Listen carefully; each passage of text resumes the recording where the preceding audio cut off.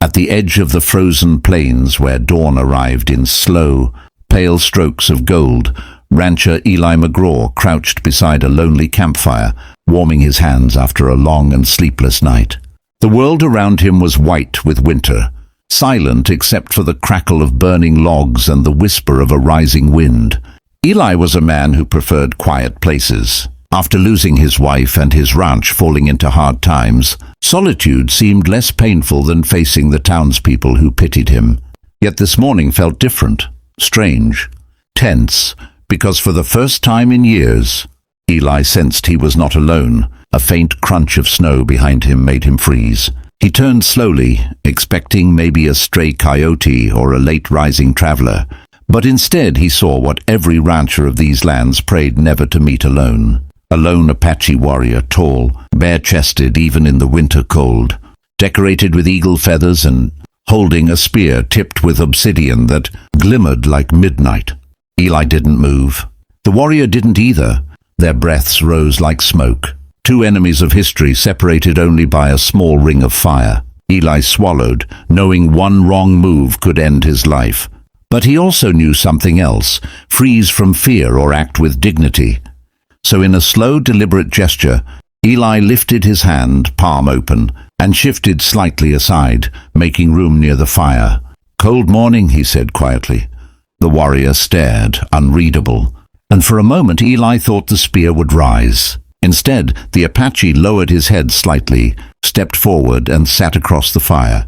It was the strangest truce imaginable. The land had taught them both to respect fire before anything else. For several minutes they said nothing. The fire popped, sending sparks dancing upward like tiny stars trying to escape. The warrior eventually spoke in a low, stern voice. "Why are you here alone, rancher?" Eli looked at the flames, then at the man. "Sometimes a man needs distance from the world," he replied. "Sometimes the world takes too much." The warrior nodded, as if he understood loss in his own way. He introduced himself as Kai, a scout from a tribe forced to move deeper into the mountains.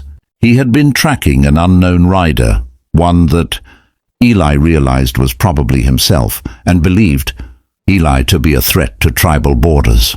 Eli explained he was merely seeking a quiet place to breathe again. Kai's expression shifted slightly, not quite a smile, but something softer. The morning sun began to rise higher, melting the frost in slow ripples across the plains. As light filled the horizon, warming both their faces, Eli realized how fragile the moment was. Two men raised to fear each other, sharing warmth from the same fire, but the peace was shattered in an instant when the tremble of hooves thundered. From the ridge, Eli stood quickly, instinctively stepping toward Kai, while Kai raised his spear toward the sound. Dozens of riders surged into view. Not white settlers, not cavalry, but armed Apache warriors in full war paint. Eli's heart seized. This was no accidental meeting. This was the entire war party Kai belonged to, and now they were charging straight toward. Kai stepped between Eli and the riders, shouting in their language. Snow swirled around them as warriors circled, pointing spears, anger in their eyes. Eli knew he had just shared a fire with a man they respected, but to them he was still the enemy. The chief dismounted and approached, his face marked with years of leadership. "Why is the rancher alive?" he demanded. Kai stepped forward. "Because he offered fire, and a man who honors fire honors life." There was silence. Cold, sharp, dangerous. Eli felt the edge of death brush his skin. Then the chief turned to him, eyes fierce. "At sunrise," he said, "the unthinkable will happen, and you must be ready." Eli didn't know if that meant mercy or something else entirely. The winter sun continued to rise, and everything was about to change. Forever, Eli stood surrounded by the Apache war party, the fire flickering at his back like the last fragile symbol of peace he had to offer. The chief's words echoed in his ears. At sunrise, the unthinkable will happen, and though he tried to stay steady, fear pressed against his ribs like a tightening rope. The warriors formed a widening circle around him, their painted faces stern, their spears catching glints of the rising light. Only Kai stood close, his presence the sole thread between Eli and whatever fate awaited him. As the sun crept higher, the chief raised his hand and the warriors fell silent. "This rancher sits on land his people took," he said in a deep, resonant voice. "His kind burns our forests, drives our herds, breaks treaties." Every word was a strike against Eli's hope. But then the chief's voice shifted. "Yet this morning, this man shared his fire with one of our own." A murmur spread through the warriors, some confused, some angered, others curious. Eli's heart pounded. He felt every gaze piercing him like a blade. The chief walked closer until he stood before Eli, their breaths merging in the cold air. "Why?" he asked simply. Eli hesitated, then spoke truthfully. "Because no man should freeze alone, not even an enemy." The chief studied him, eyes narrowing in thought. Then unexpectedly he raised his spear, not to strike, but to plant it in the ground between them. "Hear this," the chief thundered. "For generations we have carried scars from ranchers and settlers, but today one man has shown respect, and respect must be answered." Kai stepped forward, his voice strong. "He carries sorrow. I saw it in his silence. He is not like the others." More murmurs. Tension loosened, but only slightly. Then came the moment none expected. The chief signaled, and suddenly 4 mounted warriors rode forward, dragging something behind their horses, a heavy leather bundle. They dropped it at Eli's feet. "Open it," the chief ordered. Eli hesitated but knelt, untying the frozen cords. Inside were tools, blankets, preserved food, and a carved wooden emblem of the Apache sun. Eli stared, stunned. "This," said the chief, "was meant for a tribal scout who never returned. A gift of survival. But today, it is yours."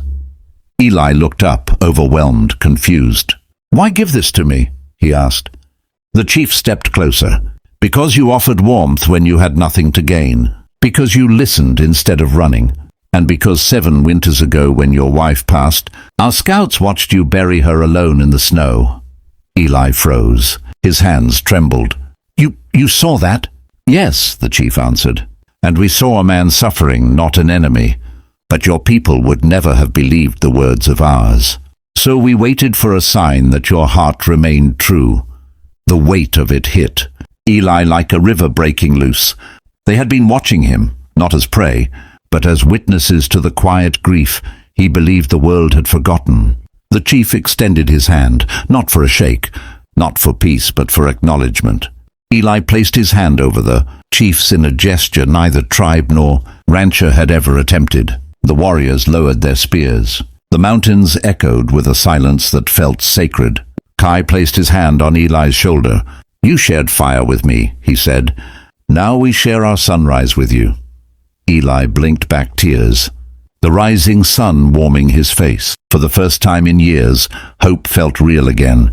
As the war party prepared to return to the mountains, Kai handed Eli the spear with the eagle feather tied near the tip.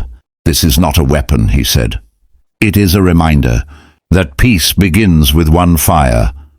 Eli nodded, clutching it tightly. When the warriors disappeared into the morning horizon, the plains felt different, not empty, but full of possibility. Eli looked at the gift bundle, the fire, the footprints in the snow. A morning that could have ended in bloodshed had instead rewritten history. He stood tall, feeling alive in a way he had long forgotten. And as he walked back toward his ranch, he knew this story, his story, deserved to be told.